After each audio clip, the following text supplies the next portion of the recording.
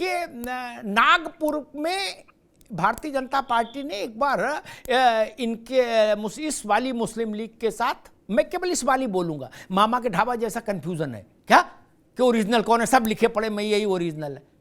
खैर, तो वो कह रहे कि आपने गठबंधन किया, और दूसरा श्यामा प्रसाद मुखर्जी। हालांकि कांग्रेस जो है वो अनुकूल सत्य पर खेलना चाहती है।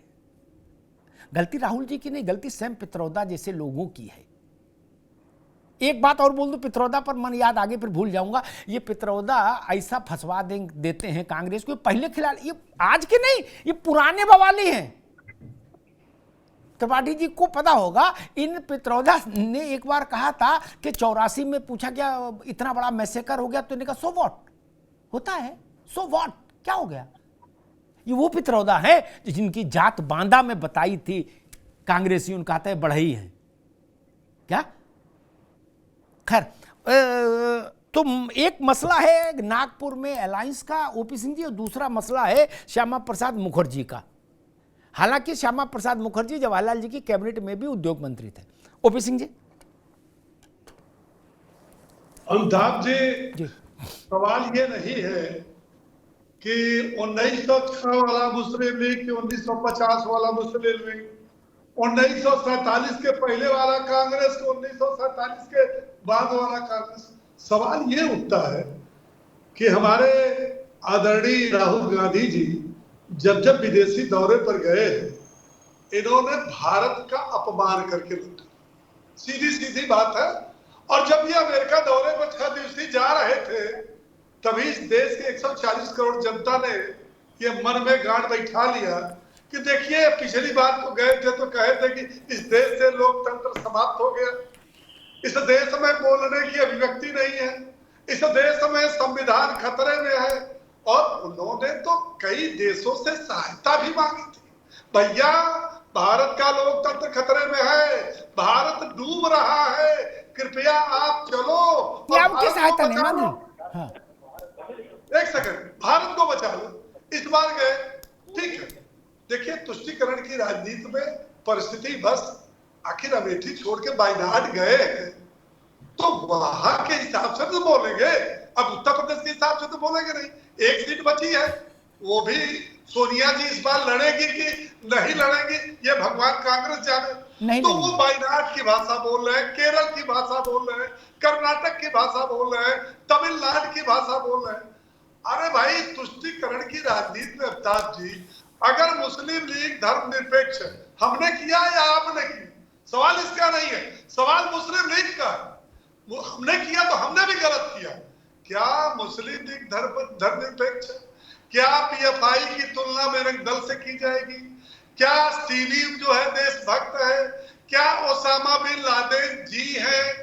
याकूब मेनन साहब हैं? अफजल तेरे कातिल जिंदा है, उसका समर्थन करते?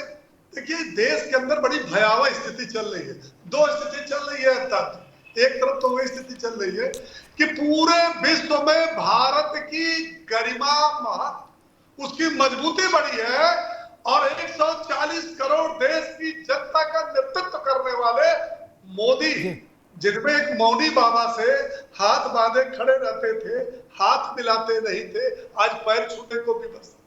जब हम 16वें स्थान पर थे, आज विश्व के 5वें सबसे बड़ी अर्थव्यवस्था है और तीसरी की तरफ हम दौड़ रहे हैं। हम वो देश बन चुके हैं जब एक राइफल के लिए रूस और अमेरिका से भीख मांगते थे, आज हम मिसाइल बना रहे हैं, आज हम जो है हेलीकॉप्टर बना रहे हैं, आज हम जहाज बना रहे हैं, देश उन्नत पर है जी। राहुल गांधी जी देखिए, ये बहुत नादान नहीं है। एक तो बौखलाहट है, 2014 में बुरी तरह से हार गए, 2019 में बुरी तरह से हार गए, 2024 में विपक्षी नेता इनको कोई मानने को तैयार नहीं है। तो वो जो बौखलाहट है वो कहीं न कहीं तो आदमी अपना निकालता है ना। ठीक है सिंह साहब, अभी रुकिए, मैं ठीक है सिंह साहब, ठीक है ओपी सिंह जी, एक मिनट रुकिए, मैं त्रिपाठी जी के पास चलता हूँ, फिर रुद्र भाई और मतीन भाई आपके पास आता हूँ।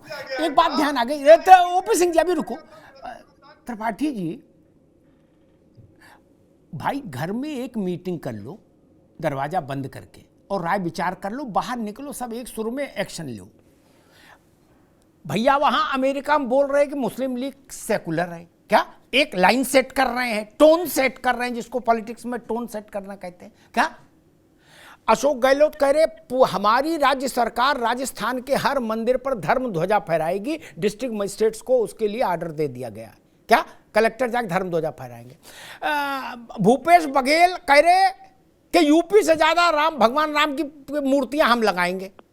क्या और कैकई से लेके और शबरी तक सबके मंदिर बनाएंगे। क्या विज्ञापन भी जारी कर दिया।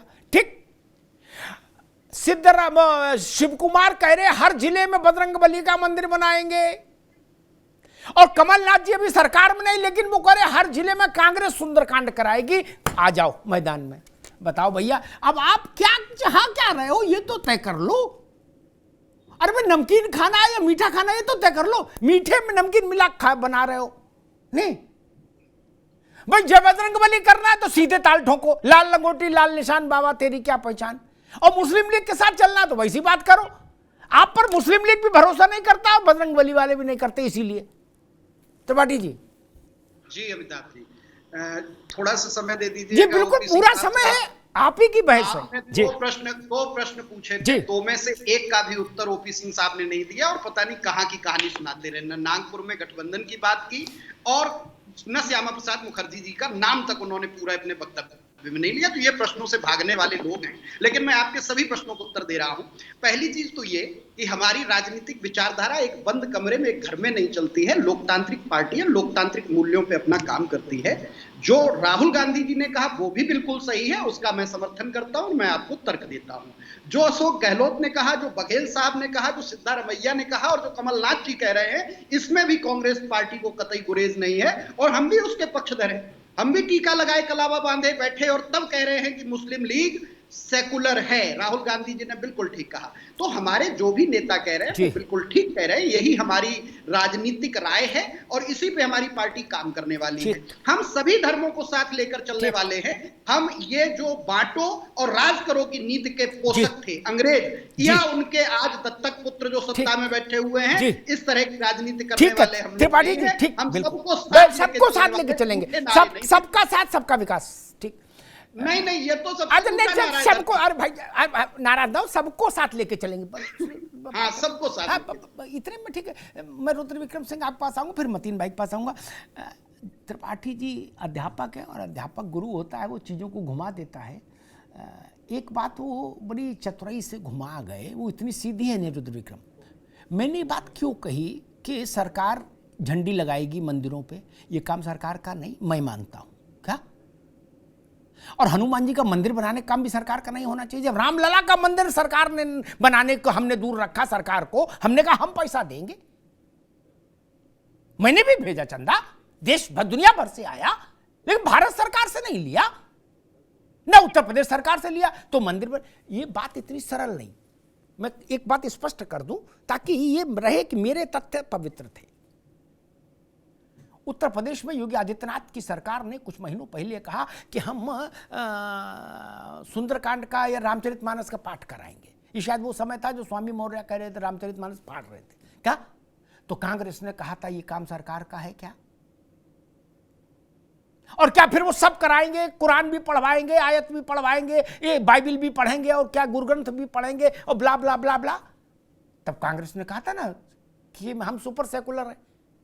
इसलिए मैंने सवाल पूछ लिया कि नीति बदल गई क्या? इसको समझना पड़ेगा ना। कमन सो काज कठिन जग माही जो नहीं हो तात तुम पाई। अब जो गा रहे हैं बघेल जी और शिव कुमार और गहलोत जी, इसका समझ रुद्र विक्रम ये क्या घाल मेले पे मैं समझ नहीं पाया। यूपी में जब योगी ने इसको किया तो कांग्रेस ने उस पर सवाल उठाया, बोले ये संविधान की मर्यादा के खिलाफ मामला है, सरकार का क्या लेना देना मानस पाठ से और नवदुर्गा से। अब वो कह रहे हम झंडी भी लगाएंगे, डंडी भी लगाएंगे, बूंदी भी बंटवाएंगे, मंगलवार को सुंदरकांड भी कराएंगे। और राहुल जी कह रहे मुस्लिम लीग का भी मामला चलेगा साथ में, और त्रिपाठी जी कह रहे सबको साथ लेके चलेंगे। अब बताओ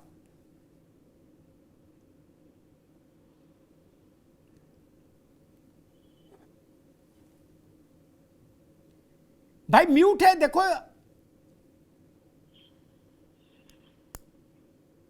जी, अनम्यूट करो उसको, म्यूट है शायद आपका।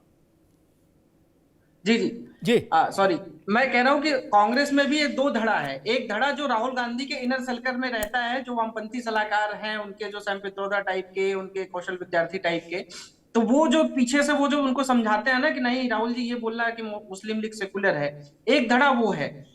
तो उसके प्रभाव में आके राहुल जी कभी कभार ऐसी बातें बोल जाते हैं और शायद उनको बाद में रियलाइजेशन होता है। दूसरी बात देखिए, जो आपने अभी नीति की बात की, तो नीति, राजनेता और नेत्र, ये तीन बड़े अहम शब्द होते हैं। राजनेता जो शब्द बना था वो बना था नेत्र से, मतलब राजा जो होता है वो जो प्रजा की और प्रजा की आंख होती है, प्रजा जो सोचती है समझती है उसको एक तरीके से वो राजा अपने तरह से देखता है। उस शब्द से बन के राजनेता हो गया था। हालांकि आज राजनेता किसी को कह देना बड़ा एक गाली जैसी हो जाती है, लेकिन इस शब्द से, इस विशेष शब्द से बना था।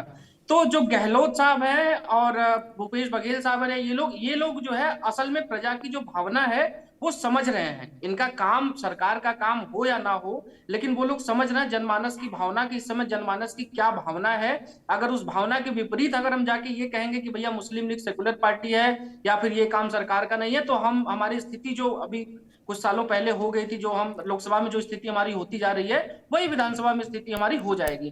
तो इस बात को इन दोनों नेताओं ने, या मैं कहूं कि कर्नाटक में भी जो डीके शिव कुमार ने घोषणा की, मुझे लगता है ये जो जनमानस की भावना है वो उसको समझ रहे हैं वो, और उसी अनुरूप जो है, देखिए जो प्रजा चाहती है, जो लोग चाहते हैं, उसी के अनुरूप ही नीतियां बननी चाहिए। मैं तो लोकतंत्र में ऐसा मानता हूं। तो अगर लोगों की भावना है ऐसा, लोगों की भावना का सम्मान करते हुए लोग कर रहे हैं, तो हो सकता है कि वो लोग, आप देखिएगा कि भूपेश बघेल जो छत्तीसगढ़ में परिणाम होंगे अगली, ठीक है, ठीक है रुद्र विक्रम जी, ठीक है, मैं डॉक्टर मतीन के पास चलूंगा। एक अपनी समझ से एक हल्की फुल्की भविष्यवाणी करने का दुस्साहस करके, मेरी समझ ये कहती है त्रिपाठी जी कि आने वाले 1 महीने के भीतर प्रियंका जी किसी बड़े हिंदू तीर्थ स्थान का दर्शन करेंगी लाइव, क्या मंत्रोच्चार करेंगी, और ऐसी व्यवस्था होगी कि टीवी पे दिख जाए। क्या ये जो डैमेज कंट्रोल है ना, ये फंसा देता है। कहीं एक तरफ चलो तो बात बने, यही समस्या।